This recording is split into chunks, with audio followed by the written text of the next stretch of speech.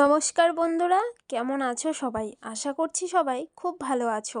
আর তোমাদের ভালোবাসায় আমিও খুব ভালো আছি। তো এই যে এই লাউ লাউ দিয়ে অনেক রকমের রিলস আমি বানিয়ে ফেলেছি, কিন্তু আজ সেই লাউয়ের ভিডিওটা দেব। তো এখানে কেটে নিয়েছি বাঁধাকপি, একদম দেখো ঝিরিঝিরি করে কেটে নিয়েছি আমি, যে বাঁধাকপি ঘন্ট করব নয় ভাজি করব। আর এদিকে দেখো লাউটাও একদম ঝিরিঝিরি করে কেটে নিয়েছি, এতটা ঝিরিঝিরি করে কেটে নিয়েছি কি বলবো। আর এদিকে ছিল ঝিঙ্গা। আর এই যে এই কচুটা দিয়ে মাছের ঝোল করব। এই কচুটা কিন্তু কাঁচাও খাওয়া যায়, খুব ভালো লাগে এই কচুটা, একদম গলায় ধরে না। আর বরমশাই এদিকে মাছ নিয়ে চলে এসেছে, এখন মাছটা ধুয়ে নিয়ে চলে এসেছি আমি। এখন করব মাছের ঝোল, না সরি, প্রথমেই মাছের ঝোল করব না, মাছটা আগে ভাজি করব, তারপরে মাছের ঝোল করব। তো যাই হোক, আমি একে একে সবগুলো মাছ দিয়ে দিলাম। আর মাছটা আমার এখানে দেখো ভালো করে ভাজাও হয়ে গেছে, একদম মচমচা করেও ভাজিনি, যেহেতু ঝোলে দেব। ঝোলে দিলে কিন্তু একদম মচমচা ভালো লাগে না। তারপরে সেই তেলেই আমি অল্প পেঁয়াজ কুচি দিয়ে দিলাম। আর এইদিকে দেখো আমার ফোনটা একটুর জন্যই কড়াইয়ের ওপরে পড়ে যেত, কি করব বলো, অনেক কষ্ট করে ভিডিও বানাই।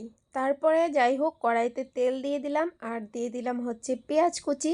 আর হ্যাঁ, আমরা কিন্তু বেশিরভাগ সবজিতেই পেঁয়াজ খাই, আর মাছের মাথা হলে তো কোনো কথাই নেই, মানে মাছ হলে কোনো কথাই নেই, সেখানে পেঁয়াজ দিতেই হয়। তো আমি পেঁয়াজ সম্বাদ দিয়ে এখানে লাউটা ঢেলে দিলাম, আর দিয়ে দিলাম স্বাদ মতো লবণ আর স্বাদ মতন হলুদ, সত্যি সরি, পরিমাণ মতন হলুদ। এখন দিয়ে দিচ্ছি কটা চেরা কাঁচা লঙ্কা। আর লাউ ঘন্টতে আমি হচ্ছে, অনেকে আছে কিভাবে খায় আমি জানি না, তবে আমি এইভাবেই যতটুকু পারি অতটুকুই করি, যেতটুকু আমার সামর্থ্য অনুযায়ী আমি রান্না করি। তো যাই হোক, আমার এখানে লাউ ঘন্টটা হয়ে গেছে, এখন আমি নামিয়ে নিচ্ছি। আর কালারটা তো খুব সুন্দর এসছে, তোমরা দেখেই বুঝতে পারছো। এই যে ফাইনাল লুকটা দেখো কতটা সুন্দর হয়েছে। আর এদিকে হচ্ছে আমি কচু আর আলুটা ভাজি করে নিচ্ছি প্রথমেই, হালকা ভেজে, মানে তারপর নামিয়ে নিলাম।